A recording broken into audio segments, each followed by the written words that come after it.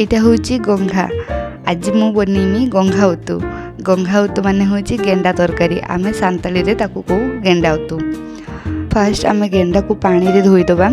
ପାଣିରେ ଧୋଇକି କାଢ଼ିଦେଲା ପରେ ତାକୁ ପଥରରେ ଛେଚି ଗେଣ୍ଡା ଖୋଳପାରୁ ଗେଣ୍ଡାକୁ ସବୁ କାଢ଼ିଦେବା। ତାପରେ ଆମେ ତାକୁ ଏମିତି ପନିକିରେ କାଟିଦେବା। ଆଉ ଗେଣ୍ଡାକୁ ପରିଷ୍କାର କରିବା ପାଇଁ ତାକୁ ଟିକେ ଲୁଣ ପକାଇ ଭଲସେ ଚକୁଟିକି ପାଣିରେ ଧୋଇଦେବା। 2-3 ଥର ଧୋଇଦେଲା ପରେ ଏଇଟା ପୁରା ପରିଷ୍କାର ହେଇଯିବ। ତାପରେ ଆମେ ଗୋଟେ କଡ଼େଇରେ ତେଲ ଗରମ କରିବା। ତାପରେ ଆମେ ଜିରା ପକାଇବା, ପିଆଜ ପକାଇବା।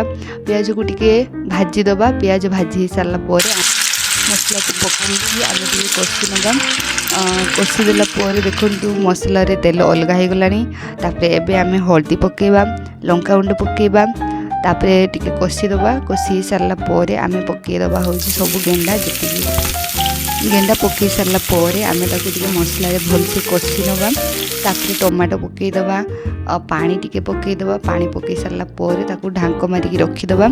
ତାପରେ ତାକୁ ଆଉ ଟିକେ କଷି ସାରିଲା ପରେ ଏବେ ଆମର ରେଡ଼ି ହେଇଛି ଗଙ୍ଘା ଉତୁ।